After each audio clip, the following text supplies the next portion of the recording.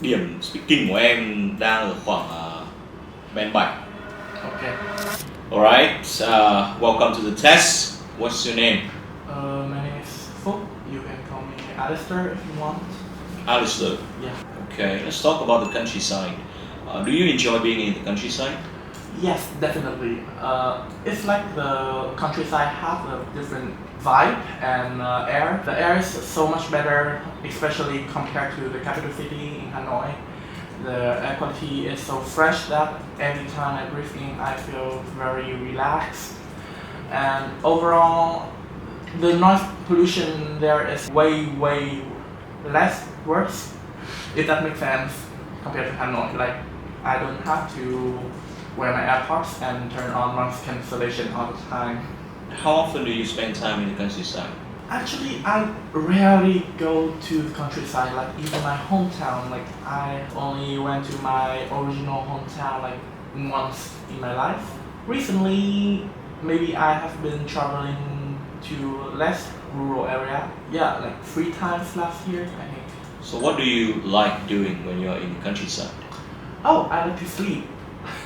For me, going somewhere is a way to change my environment and find like a different pace of living. And in the countryside, normally it will be slower. It makes me feel more mindful and feel more at ease. Alright, let's talk about morning routine. Do you like getting up early in the morning? Oh, it depends on the like daily schedule of myself in current period of the year. Like if I have to go to school, I'm not in the break time. Like on holiday, I would like to sleep late. But when I'm at school and there are so many things to do, I would like to get up somewhat like 7:30 or 8 in the morning and try to get some stuff done so I can go home and sleep and straight from the day after that. What did you usually do in the morning when you were little? I don't exactly remember because I'm pretty sure that the most of the time when I was little, I will sleep if I don't have to go to school. My normal morning routine is just wake up, do some hygienic stuff like brushing my teeth, etc. And then I will walk or take a bus to school. Let's talk about museums. Do you often visit museums? I don't really go to museum that much, but I really enjoy the atmosphere in the museum. It's like every single visitors, every single tourist will like have some kind of respect towards all the things in there, all the subjects and all their art. Like it will be like in a library. The silence and people just want to focus as much as possible into the thing that they like interested in. Okay.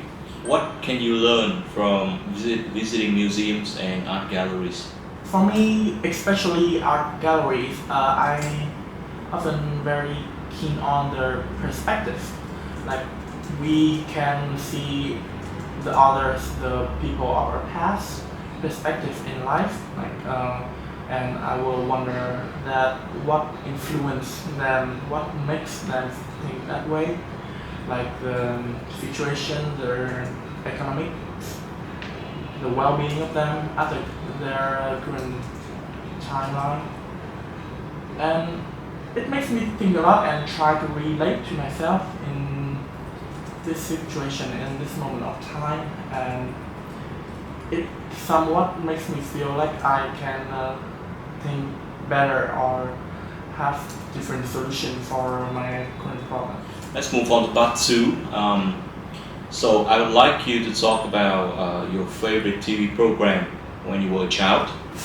Here's the cue card. Here's the pen to make notes. Thank you. You have 1 minute. It starts now. You can start speaking now for 2 minutes. Don't worry if I stopped you. Go. Okay, so there was a TV show that really makes me feel interest and so obsessed about it. It's called Steven Universe. It's a TV show about a boy whose mom is an alien from outer space, and she came to Earth and fell in love with the planet. And the whole story is about how he venture through all his stories and all the hardship, and slowly realize how he sees and he wants himself to be as a person, and also half alien. I really enjoyed it. I watch it all the time, especially when I can access to the computer, and I will always just go straight ahead to some website and search the movie name. The reason I enjoy it is that it makes me feel so related.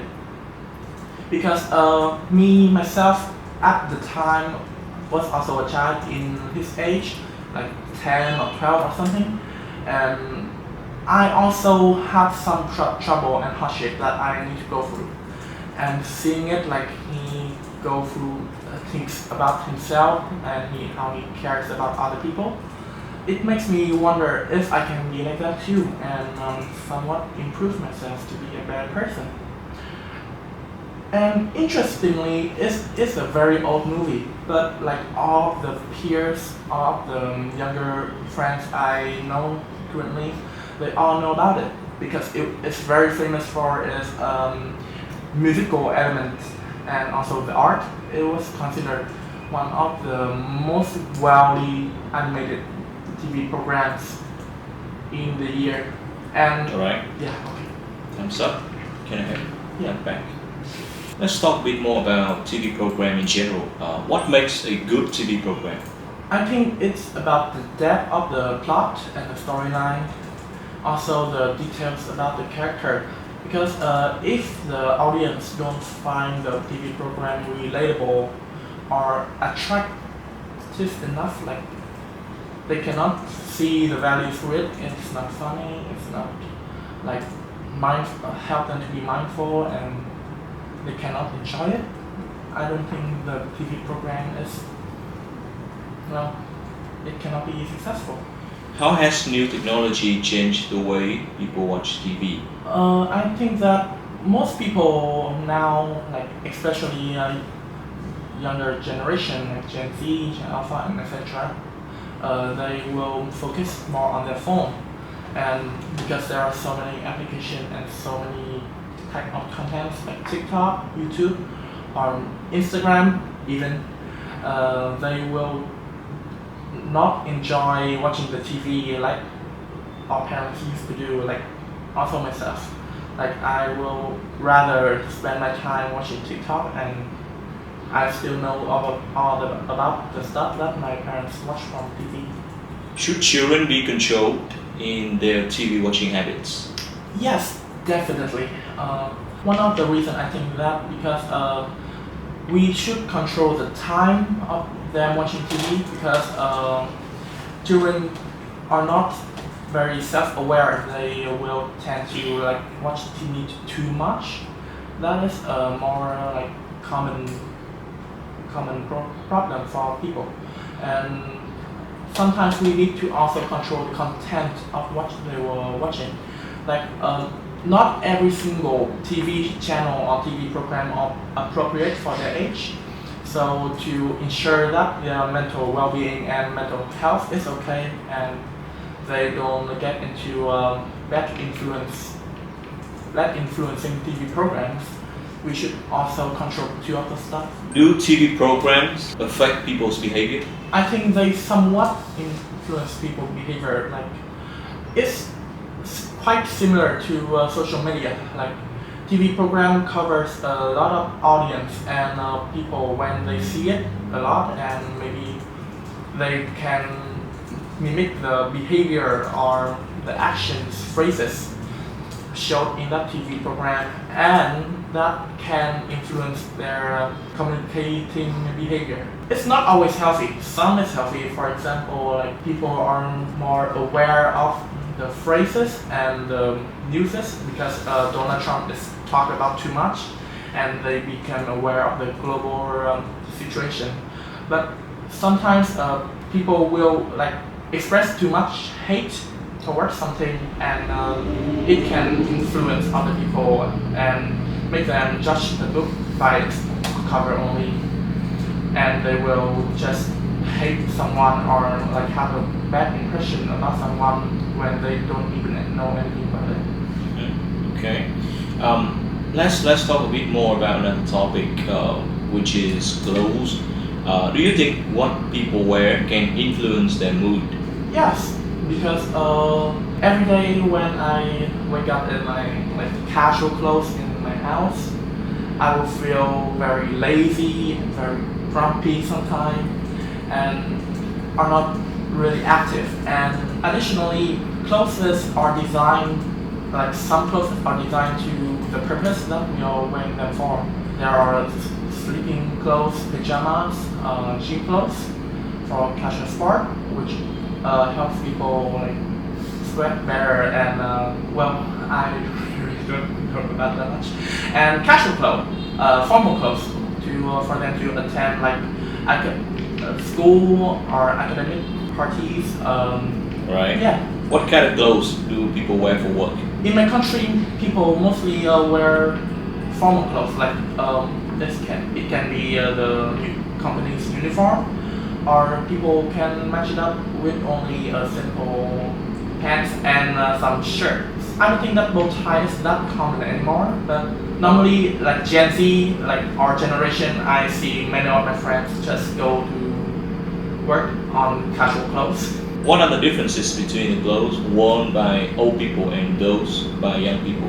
I think there is a similarity is that people will wear what their peers are wearing. But the most different thing is that young people are more like catch up on the trends, like because they tend to spend more time on the social media and are more interested in like big global stars, while adults normally are too concerned about like their work, their life, and their family compared to the younger generation. Alright, that's it for the test. Ok, nhận xét từng tiêu chí nhé. Đầu tiên là fluency and coherence, khoảng bạch phản xạ khá tốt, có thể duy trì mạch nói dài mà không cần phải cố gắng nhiều. Có một số chỗ bị đuối về mặt ý tưởng hoặc là hơi off topic dẫn đến ngập ngừng. Ví dụ cái câu cuối cùng ấy là câu hỏi đang là về young and old, em phải nói về children and adults. Có một cái nữa là ở phần part 3 thì em đưa ví dụ cá nhân ở 2-3 chỗ. Thì cái này không recommend bởi vì Yeah, I know. I just ran out of ideas, bro. somehow it just come out. Yeah. Phát âm khoảng bén bạch, nhìn chung mặt âm khá chính xác, có thể hiểu được xuyên suốt bài nói. Kỹ thuật trang kinh tức là ngắt nghỉ hợp lý. Tuy nhiên thì trọng âm từ đang chưa tốt. Lexical resource cũng khoảng bén bạch. Có một số từ vựng mang tính thành ngữ và ít phổ biến hơn được dùng khá chính xác. Ví dụ the noise pollution is way less words. Cái từ way đấy pretty good. Tuy nhiên thì có khá nhiều chỗ diễn đạt nó bị awkward, bị kỳ cục. Tức là nó không sai nhưng mà nó bị kỳ cục. Thì có một chỗ em nói là it makes me feel so related. I don't think it's a good expression. Like it makes I can easily relate to it. It really resonates with me. And grammar, it seems like you have to brush up on your grammar. Cần phải tìm cách cải thiện grammar hơn. Ok, em khá phân vân giữa điểm 7 và điểm 6, anh nghĩ là nó sẽ thiên về 6 hơn. Nó đang có một số vấn đề, ví dụ nhé. Part 1 có cái chỗ mà có mấy câu hỏi về quá khứ ấy, kiểu hồi bé thì morning routine là gì thì như thế. Thì em nói là I will sleep if I don't have to go to school. Phải là I would sleep if I didn't have. Thì điểm của em sẽ là 7, 7, 7, 6 và điểm speak sẽ là khoảng 7. Yeah. Currently. So those are something to work on. Oh, nakita mo.